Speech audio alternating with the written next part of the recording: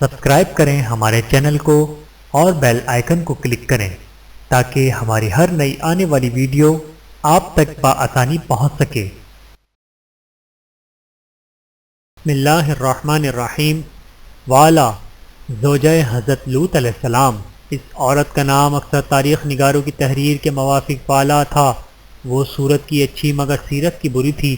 حضرت لوط علیہ السلام کو اس کی ذات سے جو راحت پہنچی اور جو مدد ملی اس کا ظاہر و باطن یکساں نہ تھا۔ وہ دکھانے کو اپنے شوہر کے فرما بردار اور مسلمان مگر حقیقت میں منافق اور اپنی قوم کی ہم خیال اور حمایتی بنی رہی۔ اس کے عقائد اور مذہبی خیالات بہت خراب تھے۔ قرآن شریف میں کئی جگہ اس کا ذکر ہے۔ شادی کا سبب سدوم میں جانے اور اس سے بیاہ کرنے کا یہ سبب ہوا کہ مقام سبا میں جب حضرت ابراہیم علیہ السلام اور حضرت لوط علیہ السلام کے مویشی زیادہ ہو گئے تو ایک جگہ قیام کرنا دشوار معلوم ہونے لگا۔ اسی عرصے میں دونوں کے چرواہوں میں لڑائی ہو گئی۔ تب حضرت ابراہیم علیہ السلام نے فرمایا کہ اب ہمارا ایک دوسرے سے جدا ہو جانا بہتر ہے، ایسا نہ ہو کہ آگے چل کر اور جھگڑے بڑھیں، لہٰذا مناسب ہے کہ تم پورب کی طرف چلے جاؤ یا میں چلا جاؤں اور تم یہاں رہو۔ حضرت لوط علیہ السلام اپنے دل و دماغ میں غور کرنے کے بعد اپنی املاک سمیت مقام صدوم میں آ گئے۔ یہ مقام سرحد شام و حجاز کے درمیان بلاد فلسطین کے متصل اردن کے ترائی میں واقع تھا۔ ابھی یہاں آئے کچھ زیادہ دن بھی نہیں گزرے تھے کہ ایک سردار نے اپنی بیٹی والا سے آپ کا عقد کر دیا۔ اب صدوم میں رہنے کی مستقل صورت نکل آئی اور مسافر فرانہ حالت نہیں رہی، مگر اس وقت تک آپ کو اس قوم کی حالت کے صحیح اندازہ کرنے کا موقع نہ ملا تھا۔ آپ نے والا کے ساتھ نکاح کیا تھا بھلائی سوچ کر اور پیش آئی برائی، کیونکہ اردن کی ترائی میں اس وقت 5 بڑی بڑی بستیاں آباد تھیں، صدوم، امور، اردما، سعور، صغر۔ ان سب میں صدوم بہت بڑی بستی تھی، لیکن صغر کے سوا باقی اور چاروں بستیوں کے باشندوں کی اخلاقی حالت نہایت خراب ہو رہی تھی۔ ان میں بہت بت پرستی کے علاوہ بعض نہایت شرمناک عادتیں پیدا ہو گئی تھیں۔ وہ بدکاری کے اس قدر خوگر ہو رہے تھے کہ بھلے برے کی تمیز ان کے دل و دماغ سے سلب ہو گئی تھی۔ قرآن میں قوم شرمناک عادتوں کا ذکر۔ ان کی شرمناک عادتوں کو اللہ تعالیٰ نے قرآن پاک میں انہیں مخاطب کر کے یوں بیان فرمایا ہے: انکم لتأتون الفاحشۃ ما سبقکم بہا من احد من العالمین انکم لتأتون الرجال وتقطعون السبیل وتأتون فی نادیکم المنکر۔ سورۃ العنکبوت۔ ترجمہ: تم بے شک بے حیائی کا کام کرتے ہو کہ تم سے پہلے دنیا بھر میں کسی نے نہ کیا۔ کیا تم مردوں سے بدفعلی کرتے ہو اور راہ مارتے ہو اور اپنی مجلس میں بری بات کرتے ہو، یعنی راہگیروں کو قتل کر کے ان کے مال کو لوٹ کر، اور یہ بھی کہا گیا ہے کہ وہ مسافروں کو بے ساتھ بدفعلی کرتے تھے، حتیٰ کہ لوگوں نے اس طرف گزرنا ناموقف کر دیا تھا جو اقرن ممنوع ہے، جیسے گالی دینا، فحش پکنا، تالی اور سیٹی بجانا اور ایک دوسرے کو کنکریاں مارنا، راستے چلنے والوں پر کنکریاں پھینکنا، شراب پینا، تمسخر اور گندی باتیں کرنا، ایک دوسرے پر تھوکنا وغیرہ ذلیل افعال و حرکات جن کی قوم لوط عادی تھی۔ امام ابن کثیر رحمۃ اللہ قوم لوط کی برائیوں کا ذکر کرتے ہوئے لکھتے ہیں کہ وہ ڈاکہ ڈالتے، راہگیروں سے مال لوٹ لیتے، اپنے دوستوں سے خیانت کرتے اور پھر اپنی مجلسوں میں ان واقعات پر فخر کرتے اور ایک دوسرے کو اپنی بدماشیوں اور ظلم و زیادتیوں کے واقعات بیان مزے لے کر سناتے۔ وہ ان مجلسوں میں سر عام ایسی باتیں کرتے جنہیں سن کر شیطان بھی شرما جائے، اور طرح طرح کی برائیاں کر کے اہل مجلس سے داد وصول کرتے تھے۔ کہا جاتا ہے کہ وہ ان مجلسوں میں ایک دوسرے کو گوز مارنے یعنی آواز سے ہوا خارج کرنا میں ذرا بھی شرم محسوس نہ کرتے۔ ہر بار ایسا ہی ہوتا کہ بھری مجلس میں کسی جوان کو لٹا کر بدفعلی شروع کر دیتے اور کسی کے کان پر جوں تک نہ رینگتی۔ اگر کوئی نصیحت کرتا تو اس کا مذاق اڑاتے، اور نہ انہیں کیے ہوئے گناہوں پر ندامت ہوتی اور نہ آنے والے دونوں پر اس طریقہ برائی کو ترک کرنے کا خیال آتا۔ بحوالہ قصص الانبیاء۔ قوم کو تبلیغ اور بیوی کی بھی مخالفت۔ آخر جب ساری قوم کے بد اخلاقیاں حد سے بڑھ گئیں تو اللہ تعالیٰ کی طرف سے حضرت لوط علیہ السلام کو رسالت کا مرتبہ دیا گیا اور حکم ہوا کہ اس قوم کو ہدایت فرمائیں اور کفر بدعمالی کی خلقت سے نکال کر ایمان و اخلاق کے روشن اور سیدھے راستے پر لائیں۔ چنانچہ آپ نے نصیحت و اصلاح شروع کی، مگر قوم نے لوط نے کیا وائلہ بھی بات بات پر مخالفت کرنے لگیں اور احکام نبوت پر ہنسی اڑانے لگیں۔ یہ مخالفت اس کی کھلم کھلا تو نہیں مگر بالکل خلاف امید تھی۔ جس وقت سے آپ نے فرائض رسالت کی بجا آوری شروع کی۔ اس وقت یہ خیال تھا کہ بیوی سے بھی مدد ملے گی اور کم سے کم اس کے خاندان میں ضرور آپ کی کوششیں کامیاب ہوں گی، لیکن افسوس ہے کہ یہ خیالات غلط ثابت ہوئے۔ والا کا طرز عمل بہت برا نظر آیا۔ اس نے اپنی بدنصیبی سے قوم کی رفاقت کو شوہر کے حقوق سے بڑھ کر سمجھا۔ پھر بھی آپ نے برابر سب کو سمجھاتے رہے، لیکن وہ کسی طرح راہ راست پر آنے کے لیے تیار نہ ہوئے۔ ان ہٹ دھرمیوں میں والا بھی در پردہ برابر کی شریک بنی رہی۔ وہ ایسی باتیں کرتی تھی جو حضرت لوط علیہ السلام کی ذلت اور دل دکھنے کا سبب ہوتی تھی، لیکن آپ اپنا خون جگر پیتے، غم کھاتے، مگر ضبط سے کام لیتے رہے اور متفکر تھے کہ کیا کریں، کیوں کر اس کو راہ راست پر لائیں۔ آپ نے ہزار سمجھا بجھایا اور عذاب الہی سے ڈرایا، دھمکایا، لیکن والا اور اس کے قوم کو آپ پر ایمان لانے اور ان کے حکم پر عمل کرنے کی کبھی توفیق نہ ہوئی۔ آخر اپنی ساری قوم کے ساتھ وہ بھی عذاب سخت میں گرفتار ہوئی اور اپنے عزیز شوہر کی عمدہ باتوں پر کان نہ دھرے کہ پورا کا پورا عذاب بھگتنا پڑا۔ وہ 19 سال حضرت لوط علیہ السلام کی خدمت میں رہی، مگر اس برگزیدہ شوہر کی صحبت کو برکت والا کے بطن سے حضرت لوط علیہ السلام کی چند لڑکیاں بھی ہوئیں جن کی شادیاں اسی قوم میں کر دی گئیں، لیکن صرف 2 بیٹیاں مسلمان اور بن بیاہی تھیں جو برابر اپنے باپ کا رنج و خوشی میں ساتھ دیتی رہیں۔ صرف انہوں نے نجات پی پائی اور باقی سب بیٹی داماد ہلاک ہو گئے۔ والا اور اس کی قوم وطن کی بربادی و ہلاکت کا قصہ نہایت پردر اور افسوسناک۔ فرشتوں کا خوبصورت شکل میں آنا۔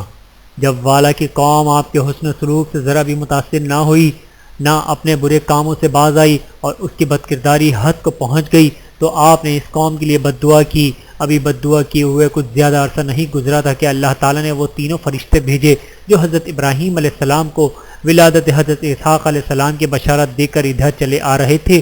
ٹھیک دوپہر کے وقت یہ شہر سدوم کے کنارے پہنچے۔ یہاں حضرت لوط علیہ السلام کی ایک صاحبزادی سے ملاقات ہوئی۔ یہ اپنے گھر کے لیے پانی بھر کر لے جانا چاہتی تھیں۔ تینوں نووارث بڑھے اور کہا کہ یہاں آپ کا کوئی ایسا گھر بھی ہے کہ ہم ایک رات ٹھہر سکیں۔ صاحبزادی حوصلہ مند اور نبی کی بیٹی تھی، کیوں کر ممکن تھا کہ مہمان آئے اور میزبانی کی شریفانہ خدمت سے پہلو تہی کریں۔ انہوں نے فرشتوں سے کہا، جی ہاں، گھر بھی موجود ہے اور آپ کے آرام کی سب چیزیں بھی موجود ہیں، لیکن جب تک میں نہ آؤں آپ یہیں ٹھہریں۔ اب یہ جلدی سے اپنے والد کی خدمت میں حاضر ہوئیں اور عرض کی کہ نہر کے کنارے 3 جوان آئے ہوئے ہیں۔ میں نے تو ایسے ذی وجاہت اور خوبصورت لوگ کبھی نہیں دیکھے، انہیں خاموشی سے لے آئیں، ایسا نہ ہو کہ آپ کی قوم کے لوگ انہیں مل جائیں اور پھر ندامت و رسوائی حاصل ہو۔ میں انہیں اپنے یہاں ٹھہرانے کا وعدہ کر چکی ہوں۔ حضرت لوط علیہ السلام کو پہلے تو کچھ تردد ہوا، لیکن یہ کب گوارا تھا کہ ہمارا مہمان رسوا ہو۔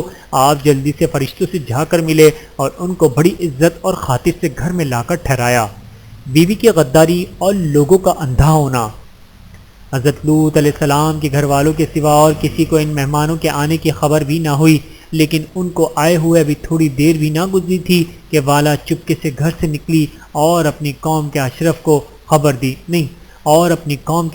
کو خبر دے دی کہ 3 خوبصورت نوجوان آج ہمارے یہاں مہمان آئے ہیں، وہ اس قابل ہیں کہ آپ انہیں اپنا مہمان بنائیں، اور اگر حضرت لوط علیہ السلام انکار کریں تو زبردستی اس سے چھین لائیں۔ یہ ایسے خوش ادا اور خوبصورت ہیں کہ کبھی میں نے ایسے لوگ نہیں دیکھے۔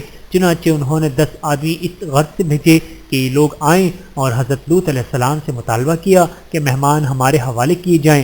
آپ نے بہت سمجھایا، مگر جب یہ بدنصیب قوم کسی طرح نہ مانی تو آپ نے صاف انکار کر دیا، اور لوگوں نے زبردستی مہمانوں کی طرف ہاتھ بڑھایا اور پکڑ کر لے جانا چاہا تو اسی وقت وہ سب لوگ اندھے ہو گئے، اب کچھ نظر نہیں آتا تھا۔